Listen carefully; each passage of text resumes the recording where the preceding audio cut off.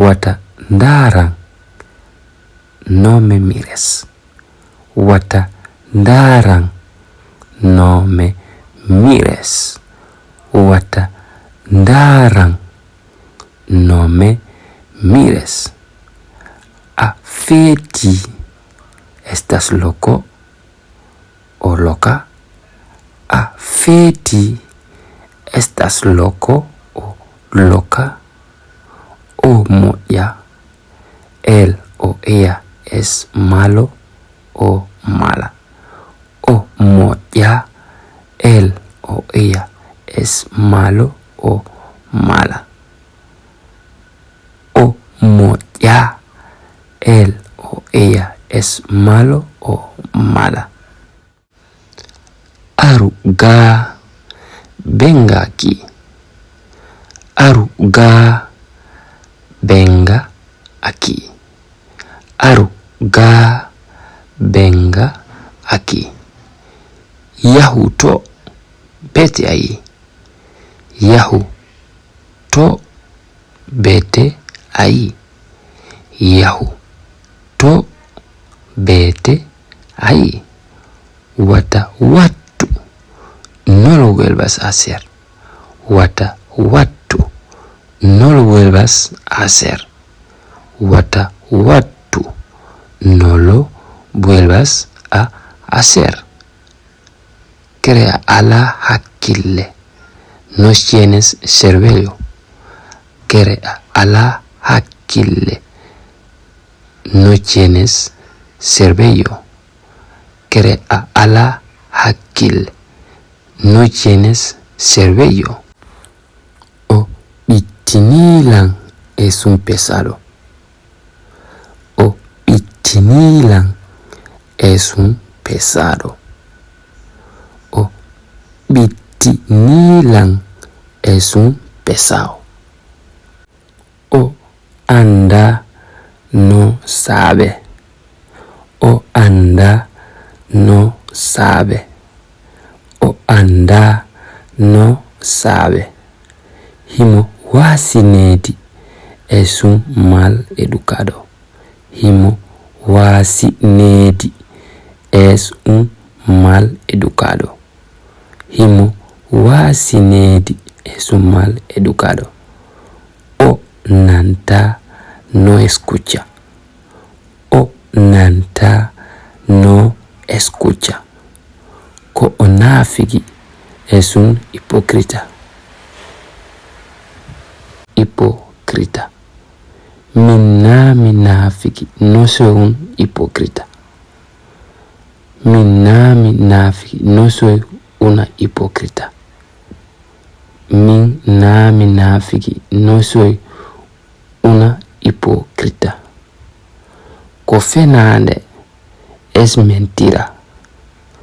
Kofenande es mentira. Kofenande es mentira. Kogonga es verdad. Kogonga es verdad. Natu entra. Natu entra. Natu entra. Yaltu sal. Yaltu sal. Yaltu sal. Yaltinde o yaltindum o yaltimmo. Sácalo o sácale. Yaltinde o yaltindum o yaltimmo. Sácalo o sácale. Yaltinde o yaltindum o yaltimmo. Sácalo o sácale. Ndartu repasa. Ndartu repasa. Ndartu repasa. Mido noddude estoy llamando. Miɗo noddude. Estoy llamando. Miɗo noddude. Estoy llamando. Mi fanki me detengo de hablar. Mi fanki me detengo de hablar. Mi fanki me detengo de hablar. Fanku, guarda el silencio. Fanku, guarda el silencio. Fanku, guarda el silencio. No es mi problema. Wana hajuan. No es mi problema. Wana hajuan. No es mi problema. Kohajuma es tu problema. Kohajuma es tu problema. Kohajuma es tu problema. Mi hajaka edum me da igual. Mi hajaka edum me da igual. Mi hajaka edum me da igual.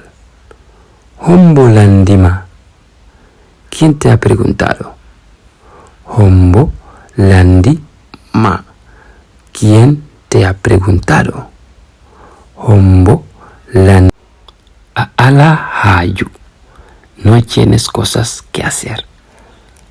Ala haju.